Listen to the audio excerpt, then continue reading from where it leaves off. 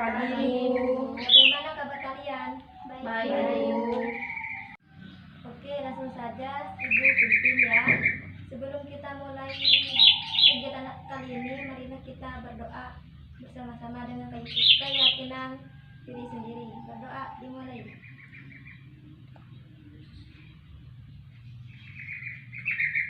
Selesai.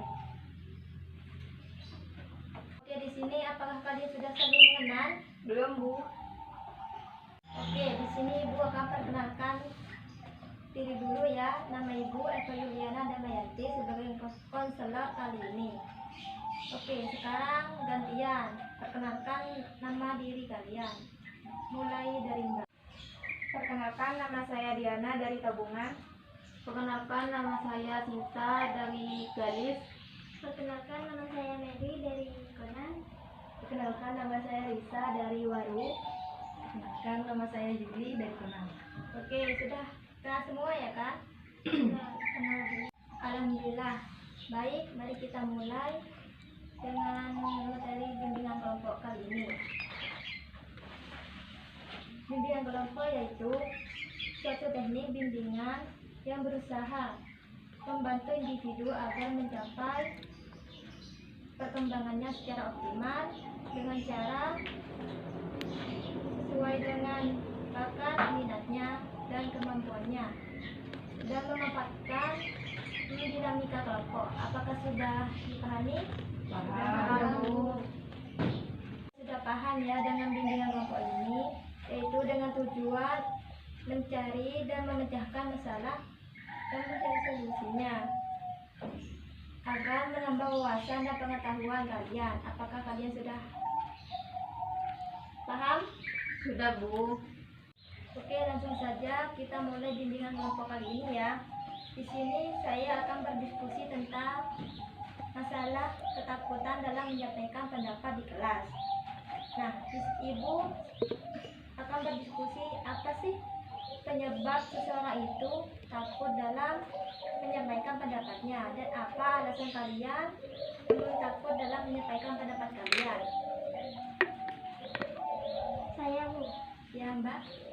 Menurut saya itu karena adanya rasa takut salah.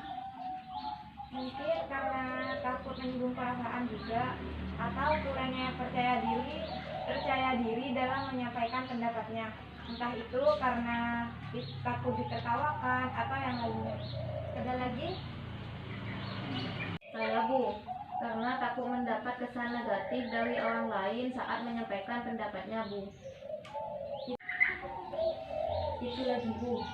Pada saat berpresentasi, ada saja audiennya yang takut untuk bertanya, dan ada juga yang takut menyampaikan pendapatnya karena takut salah jawaban. Oke, berarti hampir rata-rata jawaban kalian sama ya. Takut salah, takut menyinggung orang lain, dan takut ditertawakan. Bagaimana teman-teman? Iya, Bu, semacam itu dah. Oke, sepertinya kalian butuh refreshing dulu ya. Iya nih, Bu, kayaknya pada agak semangat semua. Ya. Oke, di sini Ibu mempunyai permainan.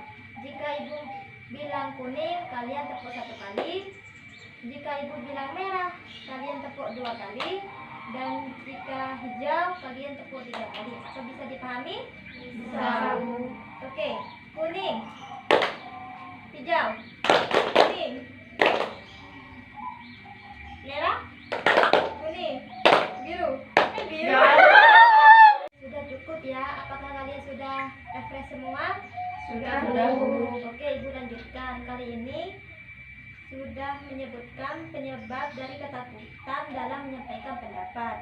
Nah, kalau dari diri sendiri, bagaimana supaya kita tidak takut dalam menyampaikan pendapatnya? Apakah yang kalian akan lakukan apalagi di dalam kelas? Kalau saya, Bu, akan berlatih berbicara di depan cermin agar terbiasa, Bu, supaya tidak gugup dan tidak takut lagi dalam menyampaikan pendapat.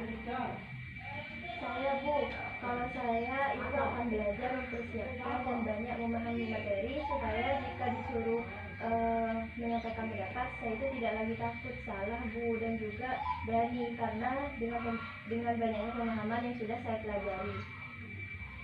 Oke, bagus Mbak. Supaya kita tidak takut salah dan tidak ditertawakan oleh orang lain. Memang ada baiknya kita ikut sertakan dengan adanya di pemahaman supaya lebih mantap berpendapat. Oke, ada lagi? Saya Bu, mungkin mengubah suasana diri menjadi rileks Bu, supaya dalam menyampaikan pendapatnya itu tidak tegang dan takut salah, harus menyikapi dengan santai. Ada lagi? Saya Bu, mungkin dengan tidak memikirkan akibatnya, yaitu kita bisa menyampaikan pendapat kita dan benar.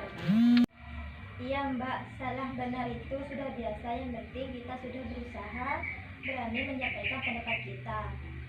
Malah lebih salah lagi kalau kita tidak sama sekali berpendapat di muka umum, apalagi di dalam kelas.